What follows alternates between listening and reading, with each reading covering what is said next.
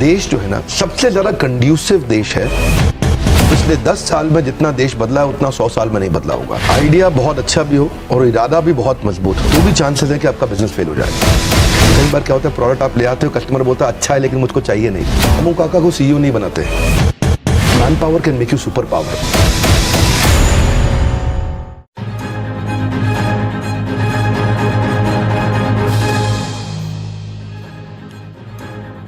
Hello and welcome to startup nation. आपके साथ मैं हूं विपिन भट्ट। स्टार्टअप नेशन के वीकेंड एडिशन में आपका स्वागत है। आज स्टार्टअप नेशन में आपके लिए कुछ स्पेशल है, कुछ खास। जाने माने motivational speaker, business leadership coach और बड़ा बिजनेस.com के फाउंडर विवेक बिंद्रा ने से हमने लिया है ढेर सारा स्टार्टअप ज्ञान। इस बातचीत को बहुत ध्यान से सुनिएगा क्योंकि इसमें हमारे स्टार्टअप गुरु ने बताए हैं एक सक्सेसफुल स्टार्टअप के सारे गुर। तो आप भी देखिए, सुनिए, समझिए और स्टार्टअप कीजिए।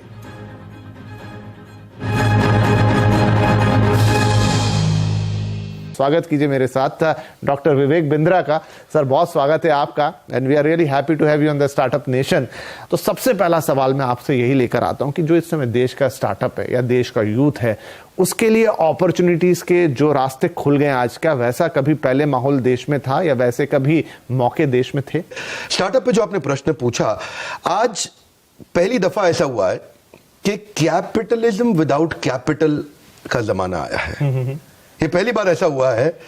और दूसरा, हमारा देश जो है ना, मैक्रो इकोनॉमिक्स जो है उसके हिसाब से सबसे ज्यादा कंड्यूसिव देश है आने वाले समय में स्टार्टअप्स को बिल्ड करने के लिए। एंटरप्रेन्योरशिप बहुत जबरदस्त है यहाँ पे। रीजनल एंटरप्रेन्योर्स हैं, उनको ग्लोबल बनना बाकी रह गया है।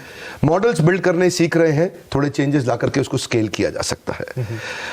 जो पहले माहौल हुआ करता था उससे आज पिछले 10 साल में जितना देश बदला है उतना 100 साल में नहीं बदला होगा। राइट। स्टार्टअप्स के लिए बहुत कंड्यूसिव समय है सब। एक अच्छा आइडिया ज्यादा जरूरी है या एक मजबूत इरादा? क्योंकि बहुत सारे अच्छे आइडिया बिना इरादे के दम तोड़ देते हैं। एक्चुअली अगर मैं फंडामेंटली इसको आंसर करूं, आइडिया बहुत अच्छा भी हो और इरादा भी बहुत मजबूत हो तो भी चांसेस है कि आपका बिजनेस फेल हो जाए। ओके। क्योंकि फंडामेंटली आपको क्या चाहिए? आपको चाहिए कंज्यूमर की वो बर्निंग प्रॉब्लम जिसको आप सॉल्व करें, जो कस्टमर आपके बिना अपने आप सॉल्व ना कर पाए।